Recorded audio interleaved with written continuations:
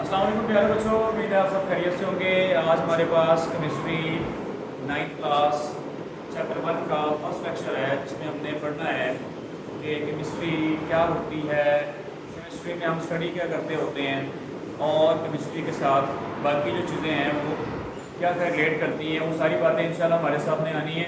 तो प्यारे बच्चों, सबसे पहले जो बात आती है कि आप जब भी कोई साइंस का सब्जेक्ट रखते होते हैं, जैसे आपने साइंस रख ली हुई है 9th 10th में, तो सबसे पहले जो पूछने वाले हैं वो ये पूछते होते हैं कि व्हाट इज़ केमिस्ट्री, केमिस्ट्री क्या होती है। हर सवाल पूछने वाला ये पूछता होता है।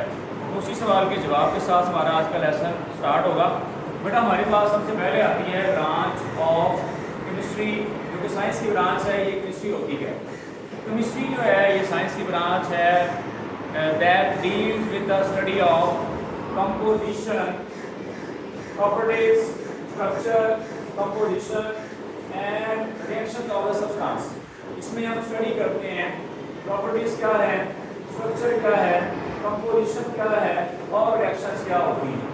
मतलब अगर आप किसी भी चीज़ को लेते हैं और अगर आप उसमें रिएक्शंस पढ़ लेते हैं, आप उसका स्ट्रक्चर पढ़ रहे होते हैं, साफ्ट पढ़ रहे होते हैं, आप उसमें एटम्स की तरकीब पढ़ रहे होते हैं या आप उसकी केमिकल रिएक्शंस पढ़ रहे होते हैं, तो फिर आप क्या पढ़ रहे होंगे उसकी, आप बेटा पढ़ रहे होंगे उसकी केमिस्ट्री। उसको आप केमिस्ट्री के लिहाज से डील कर रहे होंगे। तो ये हमारे पास है chemistry, the branch that deals with the study of properties, structure, composition and the reaction of the substance. इसके साथ साथ हम केमिस्ट्री को जब हम स्टडी करते हैं तो इन प्रॉपर्टीज़ को, बाकी तमाम चीज़ों को स्टडी करने के लिए हमें उन चीज़ों का सहारा लेना पड़ता है। वो चीज़ें क्या हैं, उनको देखने के लिए हमारे पास बेटा क्या आता है कि ये जो चेंजेस आनी है, हमें फिजिकल चेंज देखनी है या कुछ और देखना है, उसमें हमें फिजिकल या केमिकल चेंजेस से वास्ता पड़ता है। तो उसमें कुछ चीज़ें साथ में रिलेट करनी होती हैं बेटा। कुछ लॉज होते हैं, कुछ प्रिंसिपल्स होते हैं। लॉज और प्रिंसिपल्स की बुनियाद पर कोई भी सब्सटेंस अपनी प्रॉपर्टीज, अपना स्ट्रक्चर और अपने कंपोजिशन को सामने लेके आता होता है। तो हम इसके साथ जब हम केमिस्ट्री को स्टडी करेंगे तो हम क्या पढ़ रहे होंगे, हम उन फिजिकल और केमिकल चीजेस को पढ़ेंगे और उनके पीछे जो कानून, कुछ लॉज, कुछ उसूल काम करते हैं, वो तमाम उसूल भी बेटा हम साथ पढ़ेंगे।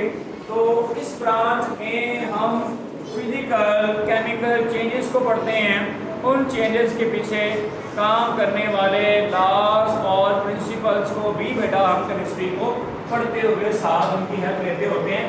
तो इसमें हम साथ में फिजिकल केमिकल चेंजेस को पढ़ेंगे एंड द लॉ और principles that bring that changes.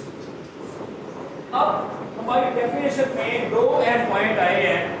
Definition में दो पॉइंट अहम जो है वो ये हैं कि हमारे पास जो ब्रांच है उसमें कंपोजिशन क्या बताती है और स्ट्रक्चर क्या बताता है। तो बेटा कंपोजिशन जो होती है, कंपोजिशन के लिए सादा सा जो मानी है वो ये है, कंपोजिशन को उर्दू की ज़बान में तरकीब का नाम देते हैं। तरकीब से मुराद ये है कि आपके पास अगर पानी है तो पानी कौन कौन से और कितने एटम से मिलकर बना हुआ है, और पानी के अंदर जो एटम्स होंगे, जैसे हाइड्रोजन होता है, ऑक्सीजन होता है, उनकी परसेंटेजेस क्या होते हैं। तो कंपोजिशन जो होती है वो किसी भी सब्सटेंस की परसेंटेजेस को एक्सप्लेन करती है और इसे हम कंपोजिशन का नाम देते हैं। तो composition describe the percentages of the elements and compound in a sample of matter. हमें परसेंटेजेस का पता चलता है कि कंपोजिशन क्या क्या और कौन कौन से एटम की परसेंटेजेस कितनी कितनी उस कंपाउंड में पाई जाती होती है। दूसरी बात जो है वो हो जाता है स्ट्रक्चर। स्ट्रक्चर कहते हैं साथ को। साथ में ये है कि अगर हम बात कर रहे हैं एटम की या हम बात कर रहे हैं कंपाउंड की, तो किसी कंपाउंड के अंदर एटम कौन कौन से हैं और वो किस तरह आपस में जुड़े हुए, इसे कहते हैं साथ या स्ट्रक्चर। अब इसको देखते हैं। तो अगर हमारे पास वाटर ले लें तो बेटा वाटर का जो फार्मूला है वो होता है H2O। यह आपने पढ़ा हुआ है, पहले आपने तैयार किया हुआ है, लेकिन इसके फार्मूला में ऐसी अरेंजमेंट होती है कि आपने नहीं पढ़ा हुआ। तो स्ट्रक्चर जो होता है वो उस कंपाउंड के अंदर मौजूद एटम्स की तरकीब को बताता है। जैसे हमारे पास वाटर है, इसके सेंटर में ऑक्सीजन होता है और लेफ्ट राइट में दो हाइड्रोजन एटम बॉन्ड की मदद से जुड़े होते हैं।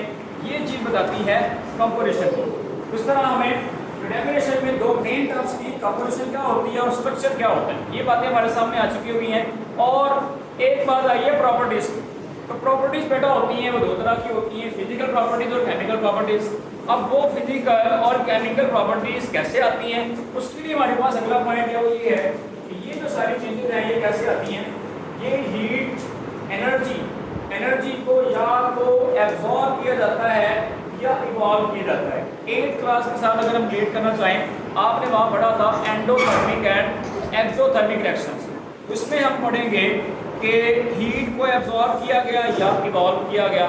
अगर तो इस प्रोसेस के दौरान हीट को जज़ब किया जा रहा है, हीट दी जा रही है, तो ऐसी रिएक्शंस कहलाती हैं, आपने इनमें पढ़ा था और इसको आपको पता होगा, इस कहलाती हैं एंडोथर्मिक, जिसमें हीट जज़ब हो रही है, सिस्टम के अंदर कंपाउंड के अंदर जा रही होती है। और अगर हीट खारिज होती है, सिस्टम से बाहर जा रही होती है, तो ऐसी चीज़ को कहते हैं एक्सोथर्मिक चेंजेस और ऐसी रिएक्शन को कहते हैं एक्सोथर्मिक रिएक्शन। तो बात करने का मकसद ये है कि फिजिकल और केमिकल चेंजेस में या तो हीट एब्जॉर्ब होगी या इवॉल्व होती है। तो ये आखिरी पॉइंट स्पेशली का है, फिजिकल और केमिकल चेंजेस जो होती हैं वो हीट को या तो एब्जॉर्ब करके होती हैं या इवॉल्व करके होती हैं। अब दूसरा, हर साइंस की ब्रांच की बेटा आगे फर्दर ब्रांचेस होती हैं। जैसे मैं समझाने के लिए बच्चों को ये बताता हूँ कि अगर हमारे पास एक बीज है, बीज ने अपने आप को छोटे प्लांट में ग्रो कर दिया हुआ है, छोटा प्लांट बन गया हुआ है, उसने आगे आगे ट्री में बदलना है, उसकी छोटी छोटी शाखें निकलती होती हैं। एक हम जो है ना वो बीज को समझ लें कि ये हमारी साइंस थी। साइंस ने आगे अपने आप को ब्रांचेस में डिवाइड कर दिया, केमिस्ट्री, फिजिक्स, बायोलॉजी, कंप्यूटर है, मैथ्स है, ये सारी ब्रांचेस बन गई। इसी तरह केमिस्ट्री एक ब्रांच थी साइंस की, और उसने फिर आगे जो है ना वो खोटना होता है। जैसे आपने दरख्त को देखा होगा, एक शाख निकलती है, उससे आगे छोटी शाखें भी निकलती होती हैं। ऐसे ही केमिस्ट्री की भी आगे शाखें हैं। तो हमारा जो यहाँ पर सवाल आता है, बोर्ड का इंपॉर्टेंट शॉर्ट क्वेश्चन बनता है, और वो ये है कि केमिस्ट्री को डिवाइड करने का जो है ना वो ज़रूरत ही क्यों पेश आई है, क्यों डिवाइड करनी पड़ी हमें केमिस्ट्री को ब्रांचेज में। उसके लिए हमारे पास बोर्ड का सवाल है बेटा, पेपर में आने वाले सवालों में जो सवाल है वो ये है कि केमिस्ट्री को डिवाइड क्यों किया गया। क्यों किया गया भाई, उसके लिए 3 बातें हैं। 3 बातों में पहली बात, क्योंकि हमारा मकसद होता है कि किसी भी ब्रांच को इसी वजह से बनाया जाता है ताकि हम उसको समझ सकें।